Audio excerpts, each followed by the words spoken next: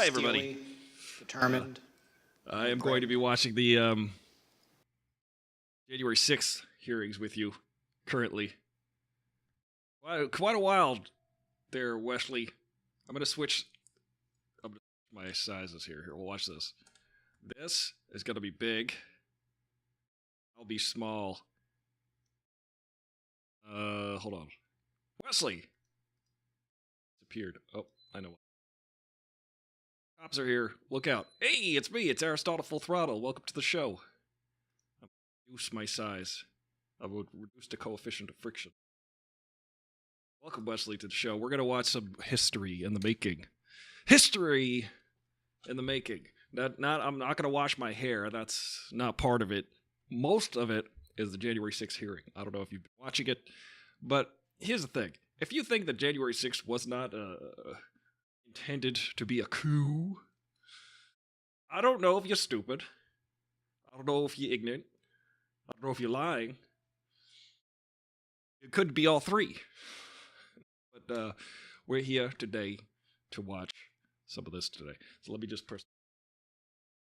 You know what the volume is. We can cut. Of course, the most dangerous part of what Donald Trump did on January 6th was what he did himself. Yeah. What was that? As will be discussed in detail in a future hearing. Our investigation found that early drafts of the January 6th ellipse speech prepared for the president included no mention of the vice president. All right. The president revised it to include criticism of the vice president and then further ad-libbed. Here is what the president said on January 6th after his call with Vice President Pence. Here's what he said. Ready for it? Can you guys hear it okay? Do the right thing. I hope so. I hope he's going to do the right thing. Because if Mike Pence does the right thing, we win the election. All Vice President Pence has to do is send it back to the states to recertify. As we know, he is a clearly and you are the happiest constitutional historian. Clearly. And I just the volumes, Mike. guys. I said, Mike, that doesn't take courage. What takes courage is to do nothing. That takes courage. And then we're stuck with a president who lost the election by a lot, and we have to live with that for 4 By a months. lot. I just need 11,000 votes. And Mike Pence is going to have to come through for us. And if he doesn't, that will be a sad day for our country. And they want to recertify their votes. They want to recertify. But the only way that can happen is if Mike Pence agrees to send it back. So I hope Mike has the courage. I'm going to make fun do of what this he has guy. to do. I know, Wesley, you I hope he hate this so doesn't much. listen That's to why the I'm doing it. rhinos and the stupid people that he's listening to. He's talking about stupid people? Of course, we all know what happened next. The president's words Throw in the had an first effect. stoned. President Trump's supporters became angry. When the vice president issued his public letter, the crowd at the Capitol erupted in anger. The rioters who had erected makeshift Golden gallows John began chanting, Ion says "Hang Mike he's Pence." such a douche nozzle. Testimony with that in our sentiment investigation and has that made statement. clear what the target of the rioters' that, ire was. I think Vice it's President Mike remarkable Pence. that we live in this country The and rioters breached the got Capitol. this far. But it's at also, it's the 2:13 playbook. Twitter broadcast. Let me see. Good. When this happened, by the way, this is appalling.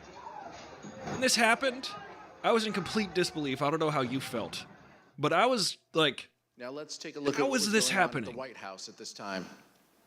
We received This is testimony really that the happening. President's Chief of Staff, Mark All day Meadows, I was really notified like- of the violence at the I Capitol. mean, obviously, by as 2 you were, p.m.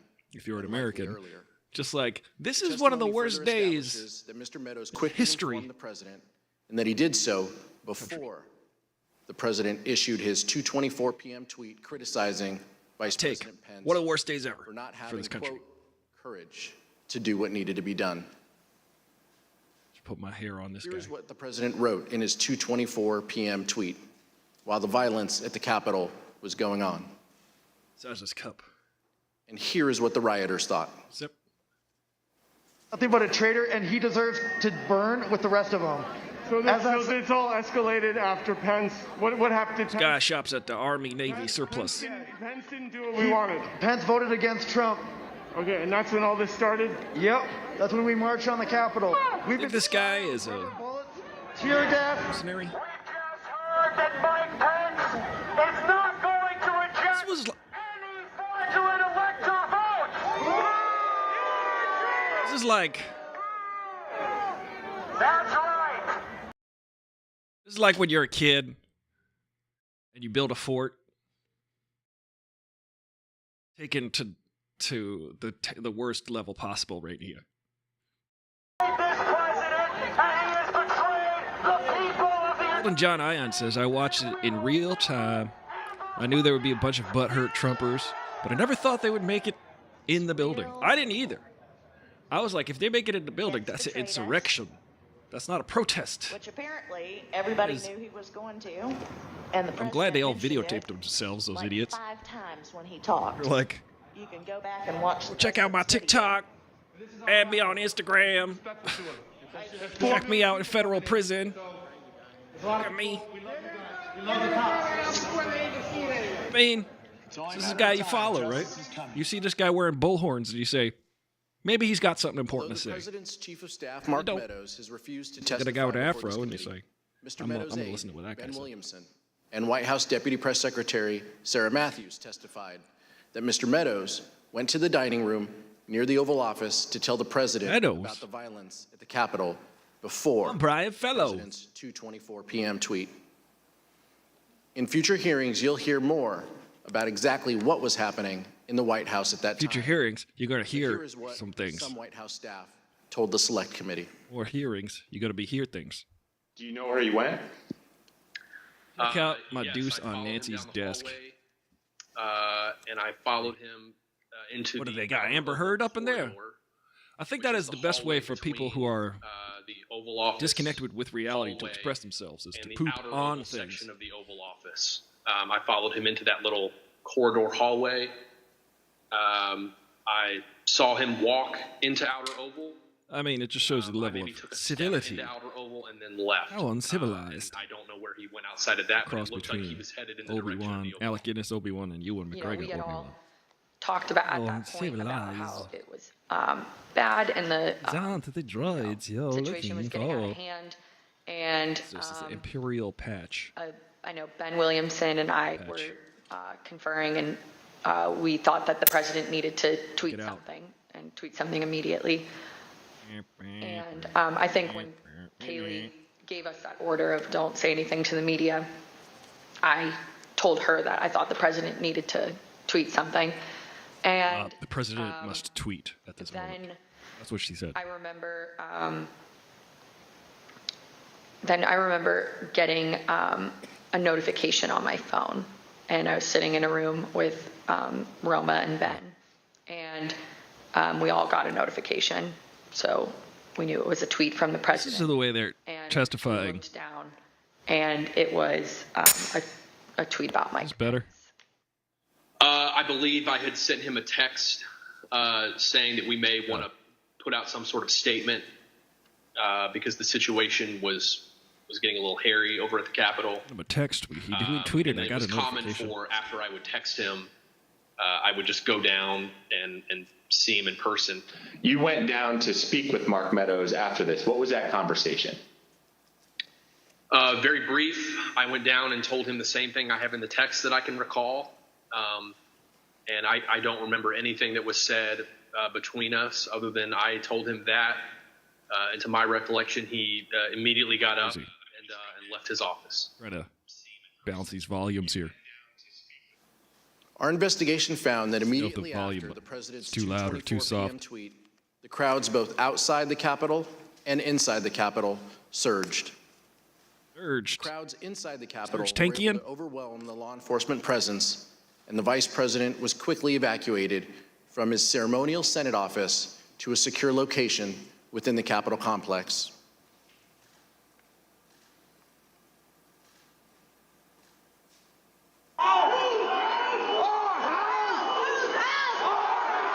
By 2:24 p.m., the Secret Service had moved Vice President Pence from the Senate chamber. Ooh, it's very to his ominous when office you play across the the hall. aerials. Noise from the rioters became January audible, 6th. at which point we recognized that maybe they had gotten into the building. Then, President Trump tweeted, Mike Pence didn't have the courage to do what should have been done to protect our country and our Constitution, giving states a chance to certify a corrected set of facts, not the fraudulent or inaccurate ones which they were asked to previously certify.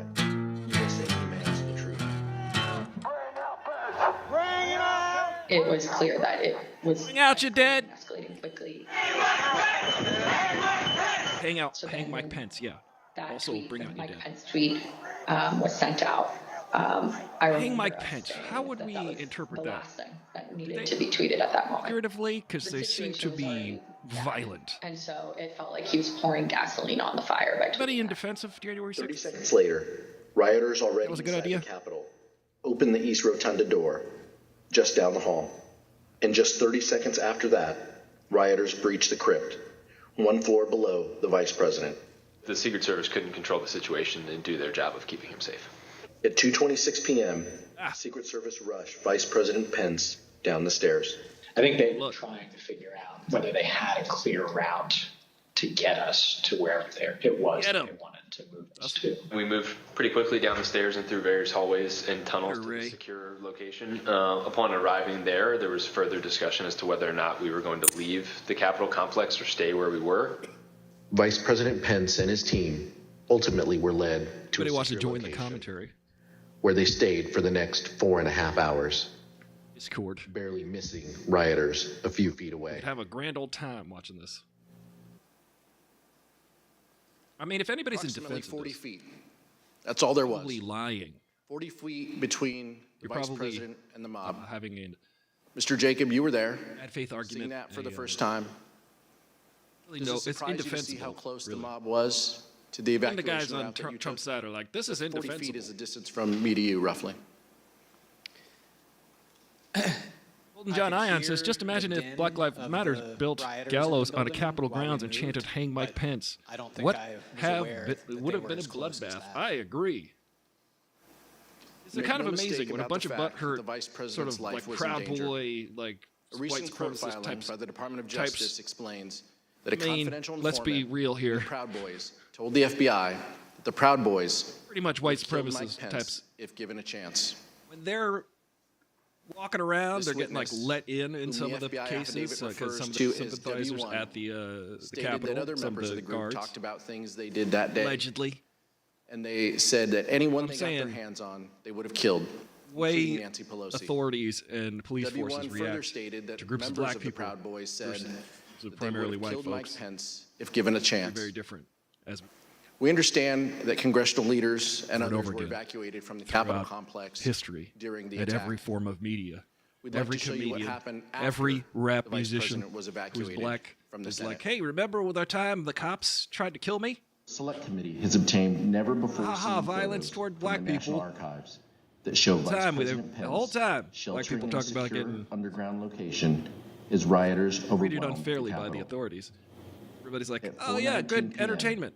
Vice President Ah, Pence good joke. is seen looking at a tweet the president had just sent, Really, it starts to a occur to some tweet people. asking Wait a minute, rioters that's bad. to leave the Capitol.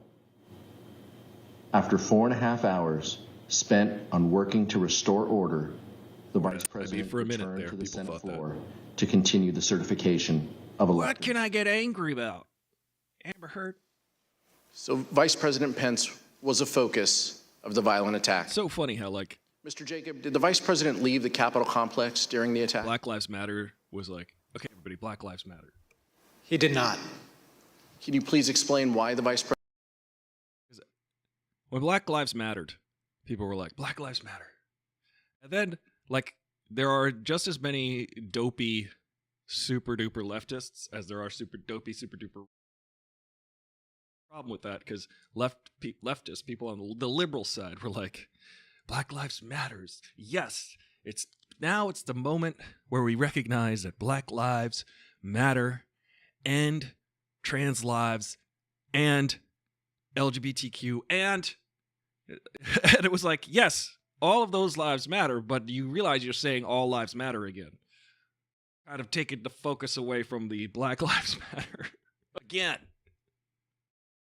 You're just saying all lives matter in a different way, when there's a very specific moment that we're trying to this moment right here.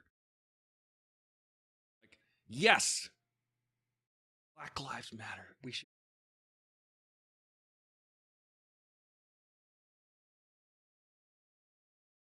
Also,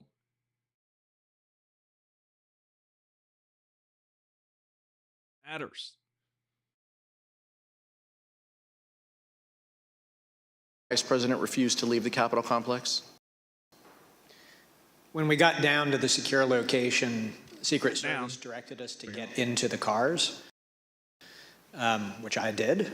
And then I noticed that the Vice President had not. So I got out of the car that I had gotten into, and I understood that the Vice President had refused to get into the car. The head of his Secret Service detail, Tim, had said, I assure you we're not going to drive out of the building without your permission. And the Vice President had said something to the effect of, Tim, I know you, I trust you, but you're not the one behind the wheel.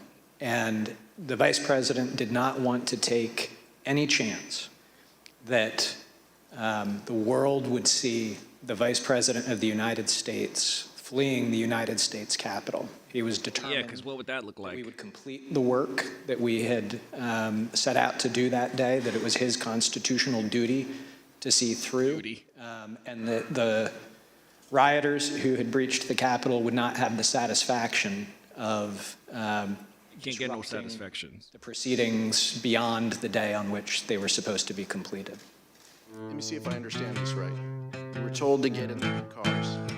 And how many of the Vice President's staff got in the cars while he did not? Most of us. Oh. During our investigation, we received testimony that while the Vice President was in a secure location within the Capitol complex, he continued the business location of government. Underneath the White House. We understand that the Vice President reached out to congressional leaders, like the Acting Secretary of Defense and others, to check on their safety and to address the growing crisis. In addition, the Vice President's Chief of Staff, Mark Short, made several calls to senior government officials. Here's Mr. Short's testimony regarding his call with Representative Kevin McCarthy. He indicated that he had had some conversation. I don't recall whether it was with the president or with somebody at the White House, but I think he'd expressed frustration that not taking the circumstance as seriously as they should at that moment. All right, so Mr. McCarthy indicated he'd been in touch with someone at the White House, and he conveyed to you that they weren't taking this as seriously as they should.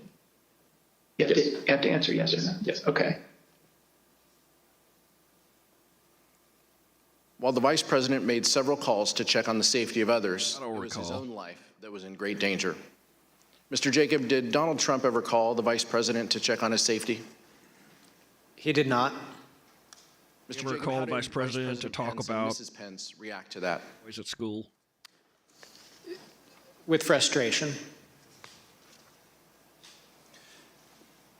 Mr. Jacob, immediately before you and the Vice President were evacuated to a secure location within the Capitol, you hit send on an email to John Eastman explaining why his legal theory about the Vice President's role was wrong. You ended your email by stating that, quote, thanks to your bullshit, we are now under siege. Yes. We'll take a look at that email. Okay. Now, Dr. Eastman replied, and this is hard to believe, but his reply back to you was, the siege is because you and your boss, presumably referring to the Vice President of the United States, your boss did not do what was necessary to allow this to be aired in a public way so the American people can see for themselves what happened. Mr. Jacob, later that day you wrote again to Dr. Eastman. Let's show that email on the screen. See that. In that email, you wrote, and I quote, did you advise the president that in your professional judgment, the vice president does not have the power to decide things unilaterally? And you ended that email saying, it does not appear that the president ever got the memo. All these people claiming to be smart. Dr. Eastman then replied, "He's been so advised." Are we allowed to steal the election? How does that work? How can you know I? Him? Once he gets something in his head, it's hard to get him to change course, close quote. Mr. Jacob, when Dr. Eastman wrote, once he gets something in his head, it's hard to get him to change course, did you understand the he in that email to refer to the President of the United States? I did. Or pick it. And Mr. Jacob, did you hear from Dr. Eastman further after the riot had been quelled? And if so, what did he ask? Late that evening, after the joint session had been reconvened, the Vice President had given a statement to the nation saying that violence was not going to win, freedom wins, and that the people were going to get back to doing I'm just going to shout out songs that they remind me of. Later that evening, Mr. Eastman emailed me to point out that, in his view, the Vice President's speech to the nation violated the Electoral Count Act, that the Electoral Count Act had been violated because the debate on Arizona had not been completed in 2 hours. Arizona. Of course, it couldn't be since there was an intervening riot of several hours.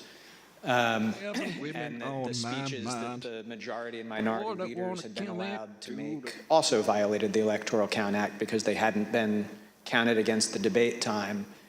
And then he implored me, now that we have established that the Electoral Count Act isn't so sacrosanct as you have made it out to be, I implore you one last time, can the Vice President please do what we've been asking him to do these last 2 days? Suspend the joint session, send it back to the states. And we'll show you the text of that email, which Dr. Eastman wrote at 11:44 p.m. on January 6th. So after the attack on the Capitol and after law enforcement had secured the Capitol, he still wrote, as you described, quote, "You hear me? So now that the precedent has been set that the Electoral Count Act is not quite so sacrosanct as was previously claimed, I implore you to consider one more relatively minor violation and adjourn for 10 days to allow the legislatures to finish their investigations." So even after the attack on the Capitol had been quelled, Spilled coffee on my keyboard again. in writing no less, that the Vice President violate the law by delaying the certification and sending the question back to the states. Is that correct, Send Mr. it back. Jacob? Like a bad steak.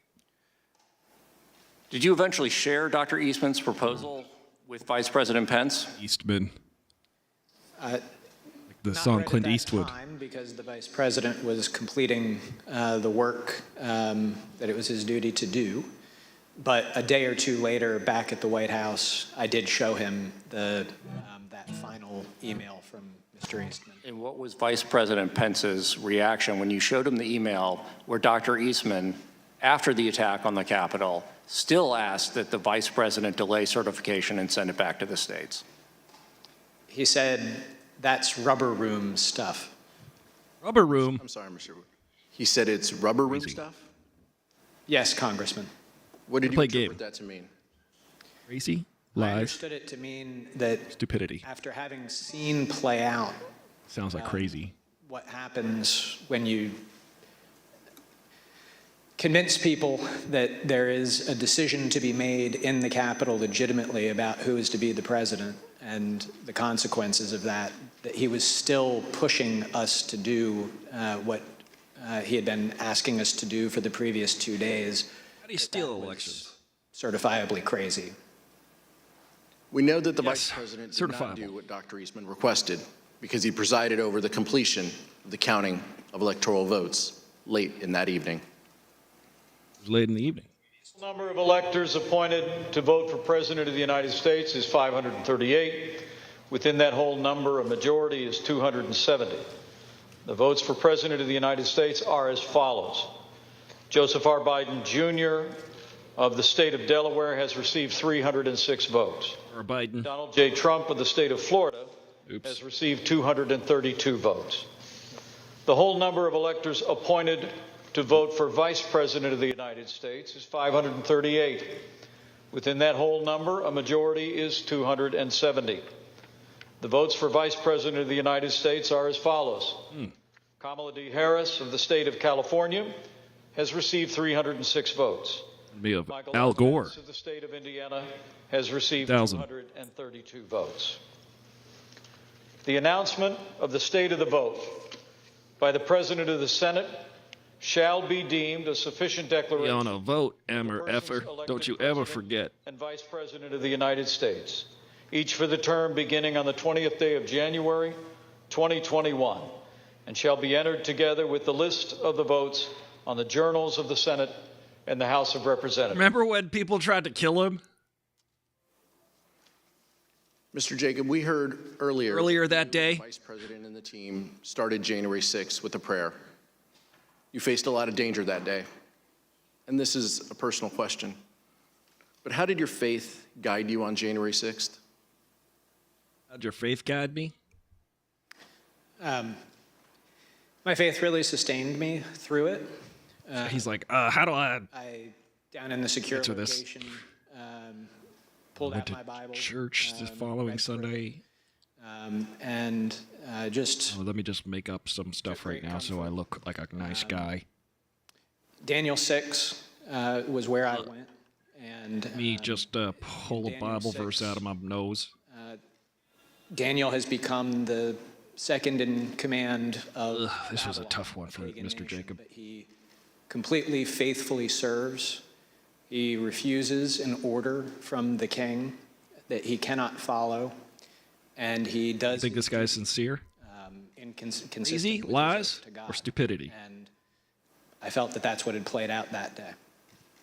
It spoke to you. Oh, Chiroptera says, I hope he invokes the true name of God on a live stream and everyone combusts. It'll be like Cthulhu. Here's what he told the select committee. Be like Indiana Jones and the Raiders of the Lost Ark. 3:50 in the morning when we finally adjourned. And Indiana Jones and the Last Crusade. I remember, texting the Jones and the a passage from 2 Timothy chapter 4, verse 7 about I fought the good fight, I've finished the race, I've kept the faith. Keeping the faith. That's a Billy Joel song. And ended his day with a Bible verse. Every time I'm reminded of a song, I'll fought the good remind fight. you. I finished the race. I've kept the faith. We're going to fight for our right to party. White House attorney Eric Hirschman testified that the next day, January 7th, he received a call from Dr. Eastman. Here is Mr. Hirschman's account of that call. The day after, Eastman. This guy's like, listen to me. I'm like, I'm from The Sopranos. Listen to this guy. Wanted to talk with me, and he said he couldn't reach others. And he started to ask me about something dealing with Georgia and preserving something potentially for appeal. This guy, watch him. He's like, I'm a BA. I said to him, are you out of your effing mind? You out of your effing mind. I said, I only want to do the hear 2 words dramatization coming out of your mouth for now. I only want to hear 2 words coming out of your mouth. Transition. Orderly transition. I don't want to hear any other effing words coming out of your mouth, no matter what, other than orderly transition. I don't want to hear a damn thing coming out of your mouth. Eventually, he said, orderly transition. First orderly I said, good. transition. I'm going to give you the best free legal advice you're ever getting in your life. Get a great effing criminal defense lawyer. You're going to need it. Let me give you some advice, son. Go saddle up with a good law Just a firm. few days later, Dr. You're Eastman about to emailed get bombed with asteroids. requested that he be included That's on a the list of interpretation potential I recipients did. of a presidential pardon. Dr. Eastman's email stated, quote, I've decided that I should be on the pardon list, if that is still... Pardon me as I burst into flames. Dr. Eastman did not receive his presidential pardon. Song by Incubus. So let's see what Dr. Eastman did as a result when he was deposed by this committee. I assert my Fifth Amendment right against being compelled to be a witness against myself. Did the Trump legal team ask you to prepare a memorandum regarding the vice president's role in the counting of electoral votes at the joint session of Congress on January 6, 2021? Dr. Eastman, did you advise the President of the United States that the Vice President could reject electors from 7 states and declare... Did you eject rejectors? Eject rejectors. Dr. Eastman, the first sentence of the memo starts off by saying 7 states have transmitted dual slates of electors to the President of the Senate. Is that statement in this memo true? Did President Trump authorize you to discuss publicly your January 4th, 2021 conversation with him? Yep. So is it your position that you can discuss in the media direct conversations you had with the President of the United States, but you will not discuss those same conversations with this committee? She was told. Dr. Nevertheless. Eastman pled the fifth 100 times. Finally, let's hear from a federal court judge, the only one to date who has opined on whether the president was involved in criminal activity. Bringing in the viewers today. We got one. Page 36 of Judge Carter's one ruling watching it, says, according to this. Based on the evidence, the court finds it more likely than not that President Trump corruptly attempted to obstruct the joint session of Congress on January 6, 2021. Page 40 of the ruling says, quote, based on the evidence, the court finds that it is more likely than not that President Trump and Dr. Eastman dishonestly conspired to obstruct the joint session of Congress on January 6, 2021. It's true, though. And page 44, Dr. Eastman and President Trump launched a campaign to overturn a Democratic election, an action unprecedented in American history. Their campaign was not confined to the ivory tower. It was a coup in search of a legal theory. Coup. It was a coup, like when a baby tries to talk. Mr. Jacob, what would have happened to our democracy if Vice President Pence had gone along with this plan and certified Donald Trump as the winner of the 2020 election? Oh, yeah, it would have crumbled. So there would have been short-term and long-term effects. The short-term sense that there would be no country anymore. Constitutional jump ball situation, political chaos in Washington. Constitutional jump ball. Stop bringing basketball into this. And who knows what happening in the streets. And you would have had the Vice President of the United States having declared that the outcomes of these state elections were incorrect. So for all of those reasons, there would have been significant short-term consequences. But in the long term, we would have established a situation where a vice president would have asserted that one person could have the authority to determine the outcome of an election, which is antithetical to everything in our democracy. Now, I've studied the Bible. Rule of law. And so it would have been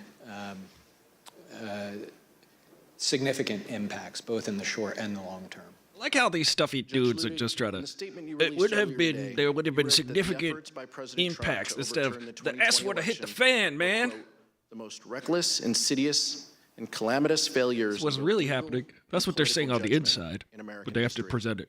There would have been significant repercussions if democracy crumbled that day. In the sense that we'd all lose our shirts. Exactly what I said, Congressman. Come on, people. Show some emotion. Thank you, Mr. Jacob. Mr. Chairman, I yield back. Thank you. So what would have happened to the country? Oh, the country would have gone to total chaos.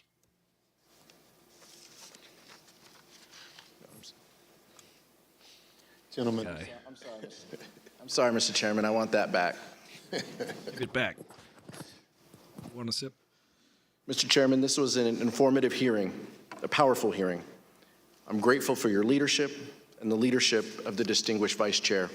He was hearing things. Donald Trump knew he lost the 2020 election, but he could not bring himself to participate in the peaceful transfer of power. So he latched on to a scheme that, once again, he knew was illegal. And when the vice president refused to go along with it, he unleashed a violent mob against him. When we began, I asked how we got to this place. Anybody questioning this, really? And I think the answer to that question starts with the fact that people in positions of power put their political party before their country. You know, like when Obi-Wan had the high cannot be ground. allowed to continue. The power. I'll yield back now, Mr. Chairman. Thank you very much. Without objection, the chair recognizes the gentlewoman from Wyoming, Ms. Cheney, for a closing statement. Cheney. Thank you very much, Mr. Chairman. Thank you to my colleague, Representative Aguilar, and thank you very much to our Aguilar witnesses makes today, guitars. Mr. Jacob and Judge Ludick. Thank you for being here with us. We have seen so far in our hearings that President Trump knew that his claims of a stolen election were false. You have seen that he knew that Mike Pence could not legally refuse to count electoral votes. And you have seen what President Trump did to pressure Mike Pence into taking illegal action. Over the course of our next hearings, you will see information about President Trump's efforts, John Eastman efforts, the Trump legal team's efforts to apply pressure to Republican state legislatures, state officials, and others. Judge Carter has recently written, quote, Dr. Eastman's actions in these few weeks indicate that his and President Trump's pressure campaign to stop the electoral count did not end with Vice President Pence. It targeted every tier of federal and state elected officials. We will examine all of those threats, and we will examine the Trump team's determination to transmit materially false electoral slates from multiple states to officials of the executive and legislative branches of our government. We will examine the pressures put on state legislatures to convene to reverse lawful election results. Or awful An election honorable results. man receiving the information and advice that Mr. Trump received from his campaign experts and his staff. A man who loved his country more than himself would have conceded this election. Indeed, we know that a number of President Trump's closest aides urged him to do so. This committee will address all of these issues in greater detail in the coming weeks. Mr. Chairman, I yield back. Gentlelady yields back. Judge Ludick and Mr. Jacob, our nation owes you a great debt for your knowledge, integrity, and your loyalty. Know-how and your pow-pow. You and Vice President Pence are exactly the people our nation needed at a critical time. You had the courage to do what was right. In the weeks leading up to January 6th, many people failed this test when they had to choose between their oath to the country or the demands of Donald Trump. But there were others who, like you, stood tall in the face of intimidation and put our democracy first. They include the judges who rejected the bogus claims of election fraud, the senior Justice People are such compelling speakers. who stood up to Donald Trump, and the state officials whom we will hear from at our next hearing. We are deeply grateful for your courage and devotion to our country. There are some who think the danger has passed, that even though there were violence and a corrupt attempt to overturn the presidential election, the system worked. I look at it another way. Our system nearly failed and our democratic foundation destroyed, but for people like you. Judge Ludick, I want to give you an opportunity to share your thoughts on the ongoing threat. You've written the clear and present danger to our democracy. Present danger. Harrison Ford. President Donald Trump and other political allies appear prepared to seize the presidency in 2024 if Mr. Trump or one of his anointed candidates is not elected by the American people. What do you mean by this? Sorry, you were talking to me this whole time? What was the question? Mr. Chairman, My I'm honored beyond words by your words. Just fill some time here. On January 6, 2021, then also honored beyond words. Much honor. To have been able to come to the aid of Vice President Mike Pence.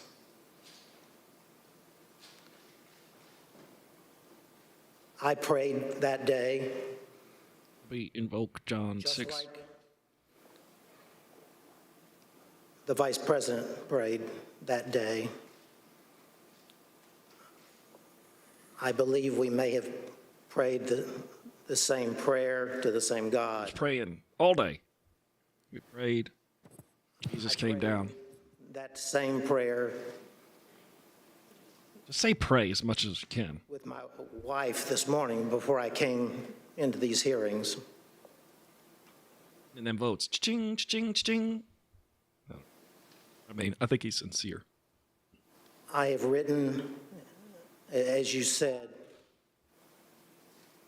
Chairman Thompson. I think he didn't. That question. Today, almost 2 years after that fateful day year and a half. January 2021. Almost a year and a half, actually. That still Donald Trump and his allies and supporters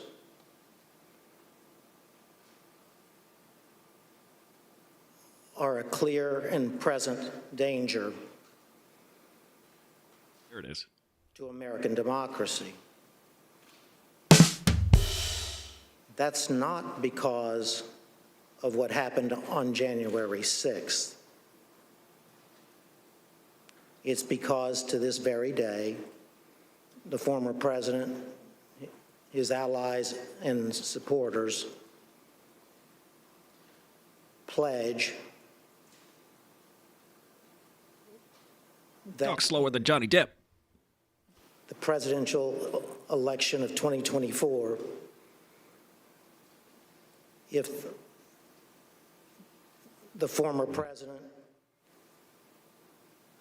or his anointed successor as the Republican Party presidential candidate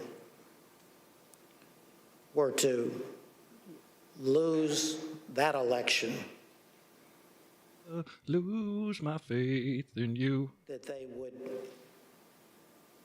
if I would you could you in the same way that they attempted to overturn the 2020 election. Everything reminds me of a song. Succeed in 2024 where they failed in 2020. I don't speak those words lightly. That is so fact. I would have never spoken those words ever in my life. In My Life by the Beatles. Except that that's what the former president and his allies are telling us. As I said in that New York Times op-ed, these are the times to remember, because they will not last forever. Everything reminds me of a song. That's what we're going to play. This is boring. Sorry, guy. I know you mean well. The president and his allies are executing that blueprint for 2024. Forever young. Open and plain view. You to a kill. American public. Movie. It's a James Bond Duran Duran song. I repeat, I would have never. Pete, repeat. We're in a boat. Pete fell out. Who's left? One of those words, unless the former president and his allies were candidly and proudly speaking those exact words to America. America. Chairman, thank you for the opportunity to appear here today for these proceedings. Thank you again, Judge Ludick. as a part of the that's cool. Charge to make recommendations that are informed by other investigative findings. We will be reviewing the views shared by Judge Ludick and other experts on potential improvements to the Electoral Count Act, among a range of other initiatives. I know the information we presented over the last week is shocking. The idea that a president of the United States would orchestrate a scheme to stay in power after I like your plan, except it sucks, so let me do the plan, and that way it might be really good. This information because so many witnesses have cooperated with our probe. But the fact is, there are more people with direct knowledge, with evidence germane to our investigation. Germane? From the Jacksons? For the record, this is my plan. About cooperating to reach out to us. The committee's website address is being displayed behind me, january6.house.gov. There you can view the evidence we presented in our hearings and find a tip line to submit any information you might think would be helpful for our investigation. And despite how you might not think it's important, send us what you think. And I thank those who've sent us evidence for their bravery and patriotism. Without objections, members will be permitted 10 business days to submit statements for the record, including opening remarks and additional questions for the witnesses. The chair requests those in the hearing room remain seated until the Capitol Police have escorted members from the room. Game over, man. It's game over. The committee stands adjourned. Oh my God, the quarterback is toast. All right. Well, how about that, ladies and gentlemen? They end this third hearing with we'll reset transform by former federal judge Ludwig, who is Ludwig. He's cool. Anyway, that was some January 6th hearing. We're just having fun here today at Aristotle Full Throttle. We're just having fun with insurrections. You ever wake up with an insurrection? Sometimes you've got to deal with it. And the way to deal with it is to, just rub these people out. I don't mean that, I don't mean that in a... Ooh, that's a bingo. It's a comedy show. This is a comedy show, ladies and gentlemen, and yeah, well, that's just like your opinion, man. I would like to say that after watching that, my opinion is the same. There's a bunch of stupid people in the United States. They're either stupid, they're either crazy, or they are lying. There's really no way around it, and it's tiresome. It's very draining for me to deal with people who are dishonest and people who have faith arguments or people who are. I can't do it. I really can't. Can you? Man, let me know. I get tired. I'm like, oh, this is just all phony. Can't expend the energy. Tune in tomorrow where we go on a exploration through my hair to see what we can find. There's a small woodland creatures residing in here somewhere. We can help find them, help them escape. Hairline hanging on by a thread. That was the other guy. I was playing this earlier because it's fitting.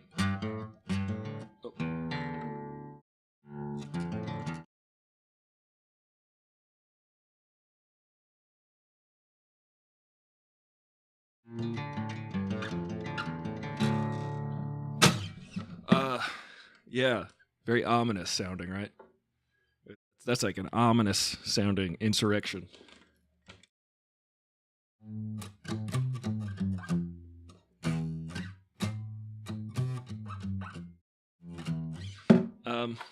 That's a great riff. It's a great riff. I'm glad I wrote it. Take that and use it for your soccer games. Well, I'm going to do some push-ups and sit-ups and continue cleaning. I was cleaning earlier today. I don't know what you were up to, but then I figured I'd do a live stream like I do every day, Monday through Friday, 5 days a week, around noonish now because I'm back in LA, and so I'm glad that you're here for this. I'm glad that you're around, hanging out with me. That's what we do. We talk about the news of the day, popular culture. Amber Heard is out there. She's still talking. She's still lying. The thing, if you're on Amber Heard's side, question your judgment. If you say that it's all misogynist because people are against Amber Heard, I question your judgment because you're saying that people don't like Amber Heard because she's a woman, not because she's a malicious, vindictive liar, which is strangely sexist in the opposite, in a way that you're not aware of. You're saying that we should be okay with someone who is a malicious, vindictive, proven to be lying person, proven to be a defamatory person, who continues to be unconvincing. If you're defending that, or you're defending January 6th in some way, I find it very disingenuous. I find your brain to be fascinating. I'd like to study it. I'd like to take a sample of your brain tissue. Maybe like 90% sample. I bet Teal Swan is pro Amber Heard, says Chiraptora. I bet you. Because Teal Swan, it exhibits very much the same behavior. If you don't know who Teal Swan is, there's a documentary called The Deep End, and it's on Hulu. I watch it. It's like 4 hours long. Teal Swan is an influencer, quote unquote, but she's really a cult leader. But she's so incredibly narcissistic and gaslighty. She's like, no, you're wrong for thinking the things that you think and feeling the feelings you feel. You're wrong about that. Instead of, interesting that you're feeling that, let's understand how you got to that feeling, and let's see how the information that you've received led to these emotions and how to process them, instead of acknowledging. So the thing is, I find it fascinating that if you're overzealous, yesterday I got into a Facebook. It wasn't even a battle. Because there was this person on a thread for NPR, and she was going on about how you all just like Johnny Depp, and that's why you're defending Johnny Depp. Amber Heard is a victim here, and you guys just like Johnny Depp because you just like a movie actor, and that's the only reason. It's like, well, interesting that you've reduced it. You've reduced the people who are defending, or the people who are against Amber Heard as simply defending Johnny Depp simply because he's an actor, simply that we like. Instead of looking at, I don't know, the facts and the evidence, which should be compelling, I think. It obviously compelled the jury. But then this woman, she said, well, everyone knows juries are stupid. I said, okay. How do you know that? How is it that you came up? I was like, look, your mind is made up about this decision. That's not going to change. Just tell me how you... She's like, if you knew anything about jury selection, they pick people who are not the smartest and easily manipulatable. And I said, okay, so how do you know that? How is it that you know that? She said, well, I just know that this is what they do. And I'm like, okay, so earlier you said there was a judgment in the UK that went against Johnny Depp, which, by the way, the Johnny Depp lawsuit in UK was not the same as the Johnny Depp versus Amber Heard. That was Johnny Depp versus the Daily Mail, which is a publication which was just the medium in which the defamatory remarks were made. So the publication won because they're just a publication. They're just publishing what already existed. So Johnny Depp was battling a publication, and in the UK they upheld their right to to just put things out there that exist. It's a totally different scenario if you were following anything. All right, enjoy your work, Karapta. Thank you for stopping by. I contributed to the show. So I'm just saying, if you look at that case and then you say, well, Johnny Depp lost in that case, therefore Amber Heard is a victim, and Johnny Depp is an abusive piece of garbage, according to this person. She's very strong feelings against Johnny Depp. And I said, okay, how is it that you know about jury selection? And she said, well, I just know that juries don't pick the innocent party. And I'm like, okay, so when is it? And she said, obviously the jury was manipulated by the media. And I said, okay, so explain to me how and why you think that a jury who is sitting there firsthand hearing facts and evidence for 6 weeks straight, for 8 hours a day, is going to defer to social media to make their decision on their verdict. Does that make sense? Think about it, ladies and gentlemen. You're sitting watching an argument being made firsthand by the people and the witnesses and the lawyers for 6 weeks, 8 hours a day. And you're also admonished not to check social media this entire time. You're being told daily, do not check social media. Try to avoid it. Don't be influenced by it. Listen to the testimony. Look at the evidence. Now, if you are that person, you're not on your phone while you're in the courtroom. You're watching what's going on. Are you going to make your decision based on a tweet you saw or a TikTok as to a verdict of a trial? I don't know. If you do, doesn't make any sense to me. Seems that I would look at what's in front of me for 8 hours a day and go, oh, this lady's crazy and she's lying the whole time. Obviously. I don't like to disparage people who are, quote, crazy, but she was proven to be malicious in her act. She came off that way, too. If you watched it, a lot of people didn't watch it. They actually exclaim, I didn't watch a second of it. Amber Heard is a victim. Johnny Depp is mean. Hey, Ange, just in time for me to talk about Amber Heard and Johnny Depp. Earlier, we were watching the January 6th committee. I can destroy everything, but I'm not. But I can. Say, baby, I can destroy everything, but I'm not. What? But I can. Baby, shut up and give us your money. Yes, and I'm still talking about Amber Heard.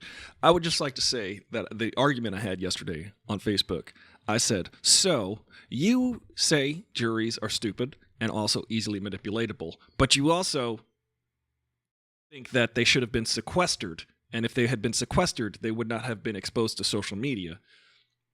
And I said to her, so if they were sequestered and came upon the same verdict, then this still doesn't matter? Because they're a jury? She was like, well, obviously you don't know how things work. And I'm like, I don't. That's right, I don't. I'm stupid. Please tell me how it works. Because it seems that no version of justice acquisition, no version, a jury, a judge, anything that goes against what your opinion is wrong. This is what I'm gathering from this discussion. If anything goes against what you think should have happened, then it's wrong. It's okay. So, see what I'm saying? You know what I'm talking about? Saying some people are blind to facts. And I don't think that people... I'm just saying that Johnny Depp, in that trial, what he was accused of, there was no compelling evidence of. What she was accusing him of, she could not produce any compelling evidence or witnesses that were, like, she had her sister and that's it. And Johnny Depp had like 26 people. I just, at what point does your version of reality coincide with most people's version of reality, an agreed upon reality? There's a thing called evidence presented at the trial, and if you heard any of that, well, I agree with you, Ange. It's like it's tiresome, you know? People just go, my opinion is this, and I cannot be swayed by any other discussion. And that's where you have to start. This is a very important thing that our favorite Neil deGrasse Tyson says, the curator of the Hayden Planetarium. He talks about asteroids and water in outer space. He says if you can start a conversation with someone and ask, is there anything I could say that would change your mind? If they say no, you can't go anywhere. Say to somebody, is there anything that would change your mind about how you feel about this? And they say no. They're clearly not willing to consider anything other than their preconceived notions about things. I find that like a flawed mentality, personally. I find it a very difficult way to communicate with those kinds of people personally. I can't communicate with people who just go, I feel this way, therefore this way is correct. Well, if you feel that way, that's fine. But if you're trying to convince others that this is reality, just bring some facts and evidence with you. You know, because then we could go, oh, I see what you're saying. I see how you came to that conclusion based on the events that occurred. Otherwise, STFU and GTFO. You know what I'm saying?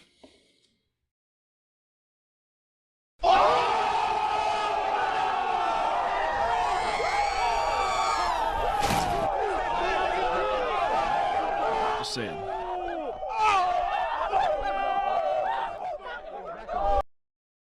I agree.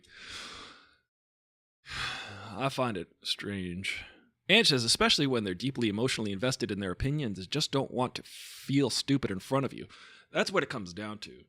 So what I now do, this is my best way to try to communicate with people who seem to be fully invested in their stance without any type of way to back it up. You just ask them questions like, you're stupid, because they obviously think you're stupid.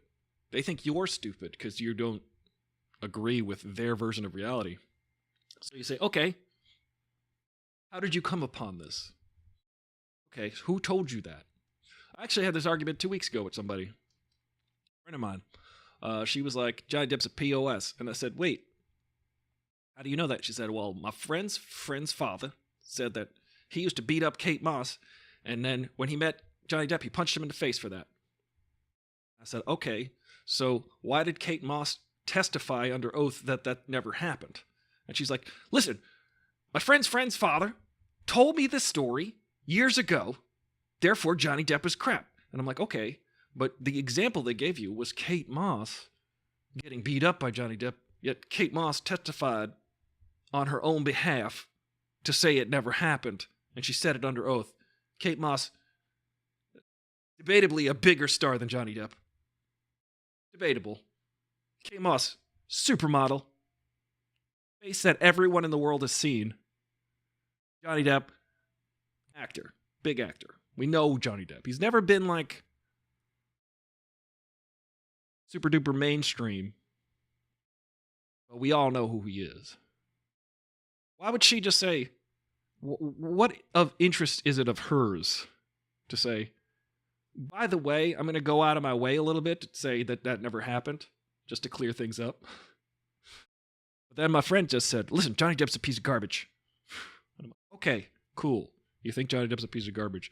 But Amber Heard, I'm talking about this trial. She clearly was lying. This literal judgment and outcome, the verdict, was that the juror said, you're lying. And then people are like, well, Johnny Depp lost. I'm like, he lost on one countercharge, one countersuit, which was something his lawyer said. What he said firsthand. Something his lawyer said. And his lawyer, by the way, just said that it was a hoax. So Amber Heard pulled off a hoax. Johnny Depp's lawyer said, "You pulled off a hoax." And then people were like, "Well, you can't say that." You can't say that out loud. Yeah, that person was very emotionally invested, says Ange. Yeah, she said to me, "I'm sorry that Johnny Depp being an abuser, it doesn't fit your narrative." And I was like, "No, actually, the facts and the evidence don't fit your narrative. Just FYI. Clearly, you have a narrative, and then there was an actual 6 weeks of evidence and facts that came along." And people are like, and then she said, people who are abusive, like Johnny Depp, don't just stop being abusive. And I'm like, he literally has no actual corroborated history of physical abuse. So they don't actually just start, is what you mean to say. What I'm hearing. They don't just stop. She said they don't just stop. I said, well, given the fact that he has no corroborated history of physical violence, they don't just start. We disagree about this. She has a history of violence. Yes, correct. Raccoon Raiders, welcome to the show. She does, in fact, have a history of violence.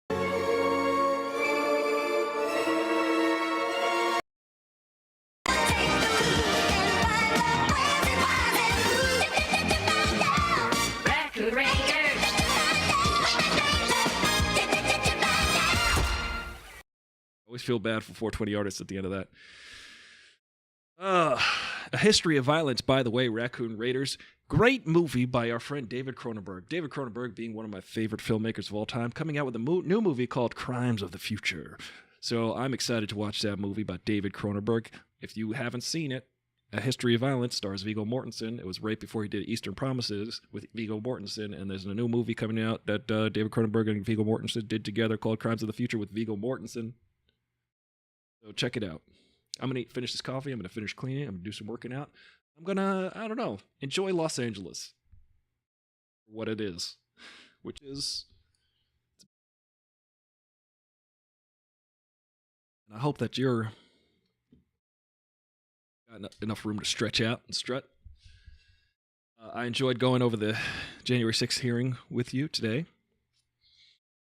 You watch the show. You can listen to my podcast. You can do all the things. I appreciate you doing that. See you.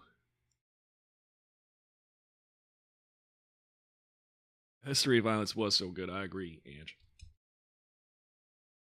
David Cronenberg. He's like my favorite film director.